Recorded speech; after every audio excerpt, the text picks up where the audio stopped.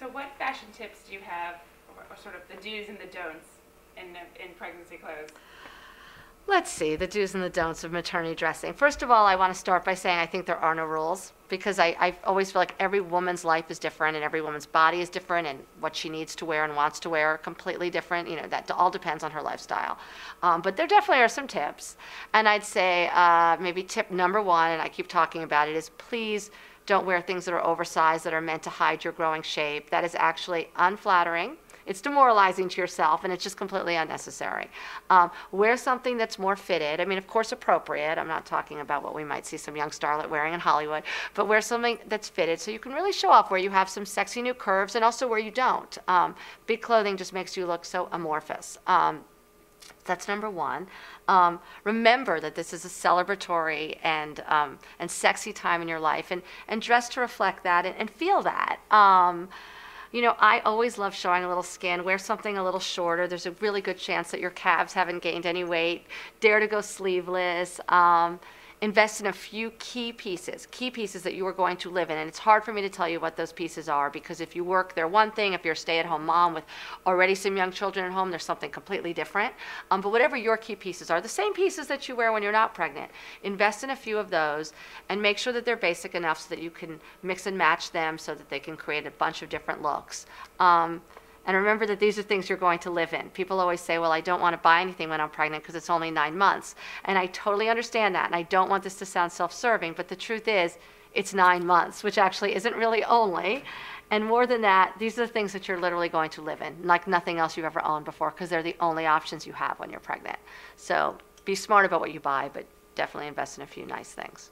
So what type of challenges do you think that you might face as a brand, given the economic climate, and that women might only be buying key pieces right now?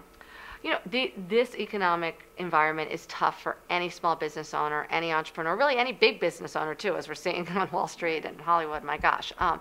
But I think the advice is to be nimble, especially when you're an entrepreneur. You can be. So for instance, the first time that I saw an economic downturn was right after September 11th. And that's actually when I started talking to Target. I realized, my gosh, you know, I've got this high-end maternity line, but I really need something that speaks to more women, that's more appropriate for these times. So that's just one example. But I think ways possibly to set yourself apart, outstanding customer service. I mean, people talk about that, but I don't know that they always really do it.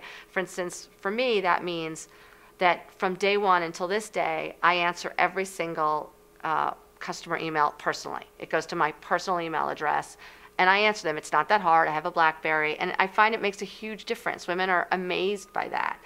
So I think I would call it surprise and delight your customers in any way you can think of, to really make her loyal to you and make her want to continue shopping with you even during these difficult times. Now, just to get back to Butterfly, how do you think and believe a site like Butterfly could help women today? Well, a site like Butterfly is such a fantastic, well-needed idea. It's like one of those entrepreneur ideas where you think, why wasn't that done so long ago? And that's what makes that's the beauty of it, I guess. I feel so obvious, yet here you are doing it. Such a wonderful way for women who have different interests to come together, to find jobs, to hear about women who might need a job if you want to post a job. I mean, it just seems like such a great networking opportunity for women that are looking to, you know, do a little bit more than just be a mom. Mm-hmm. So if you can clothe one particular person, celebrity or non-celebrity, who might it be? Oh, the person I would most like to dress. I don't know, it's too hard. There's so many. Do they have to be alive today? No. Oh.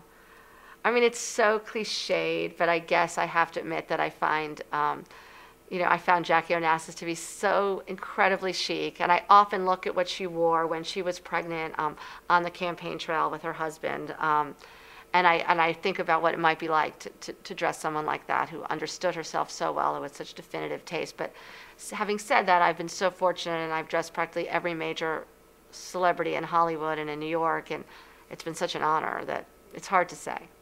So at what moment did you realize it, or believe that you had arrived?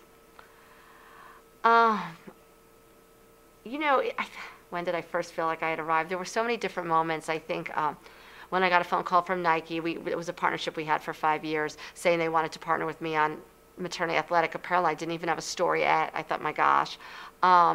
when I did the deal with Target, when I held a fashion show at Bryant Park during the Real Fashion Week here in New York, and no maternity designer had ever been able to do that before.